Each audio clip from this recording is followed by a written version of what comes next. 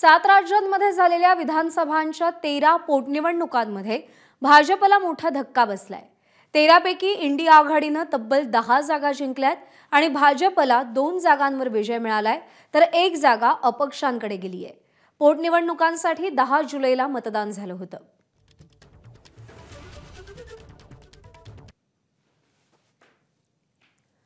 तर विधानसभा पोटनिवडणुकीमध्ये इंडिया आघाडीने बाजी मारली आहे। काँग्रेसला 4, तृणमूल काँग्रेसला 4, भाजपला 2, द्रमुकला 1, आप पक्षाला 1, तर अपक्षांकडे 1 जागा गेलेली आहे। एकूण 13 पोटनिवडणुका झाल्या होत्या आणि त्यापैकी 10 जागांवर इंडिया आघाडी, 2 जागांवर भाजप आणि 1 जागा अपक्षाला मिळाली आहे।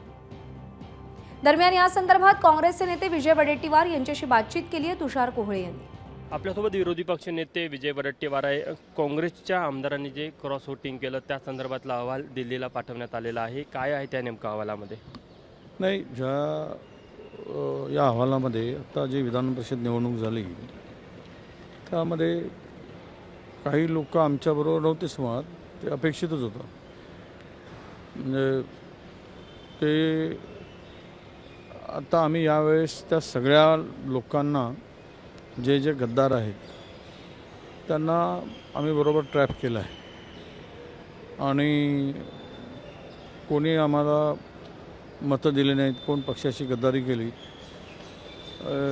याची माहिती आता आम्हाला झालेली आहे आणि म्हणूनच त्या लोकांविरुद्ध कारवाई करण्यासाठी तो अहवाल प्रदेशाध्यक्षांनी दिल्लीला पाठवण्याचं ठरवलं आणि नांदेडमधील काही आहे, काही मुंबईतील आहे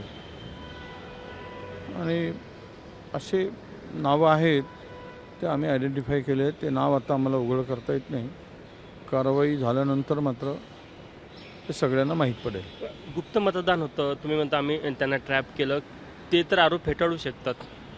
नाही, ते आम्ही मतदान करताना ज्या काही गोष्टी आहेत त्या आम्ही मतदान करताना आम्ही प्रत्येकाला एक फॉर्म्युला दिला होता, त्या फॉर्म्युल्यातून ते ओळखून आलेले आहे। बॅलेटवर तो फॉर्म्युला आता थोडं जितकं शक्य असेल म्हणजे त्याबद्दल विश्वासार्हता यावी यासाठी हा प्रश्न केला मी। नाही, नक्कीच उगीच गद्दार जास्त पक्षात राहून एखाद्या घरात राहायचं आणि दुसऱ्याची थाळी उचलायचं, हे जो काय प्रकार आहे हा संपला पाहिजे। भारतीय जनता पक्षाने आणि सत्तेतील लोकांनी, खोकेबाज लोकांनी पैशाच्या भरोशावर ही मतं काही प्रमाणात फोडली असेल किंवा कुठल्या राजकीय दबावातून फोडली असेल, पण ती गद्दारीच आहे आणि यावेळेस पैशाचा अमाप वापरही झाला आहे। 4-4 कोटी रुपये एका मतदानासाठी दिले गेले आणि तिजोरी लुटून या लोकांनी या निवडणुकीमध्ये तिजोरी लुटून जे काही पैसे कमवले होते त्या पैसे कमवण्याचा वापरच या निवडणुकीत केला असं म्हणायला हरकत नाही। चंद्रकांत हंडोरेंच्या वेळेस कारवाई न केली त्यामुळे जे क्रॉस वोटिंग करणारे त्यांची यावेळेस परत हिंमत वाढली। तसंच तेच लोक आहेत ज्यांनी चंद्रकांत हंडोरेच्या वेळेस देखील क्रॉस वोटिंग केली। आपण ते मला सांगता येत नाही, पण आपण त्यावेळेस काही कारवाई केली नाही, त्यामुळे हिंमत वाढली। म्हणून आता यावेळेस कारवाई करून जो काही पक्षातील घाण आहे ती बाजूला केली पाहिजे असं सगळ्यांचं मत आहे। कधीपर्यंत कारवाई अपेक्षित आहे? ते हायकमांडकडे प्रस्ताव आहे, त्यांनी लवकरात लवकर निर्णय घेतला की लवकरात लवकर कारवाई होईल। तुम्ही नाव नाही सांगितले, पण ते आमदार किती आहे?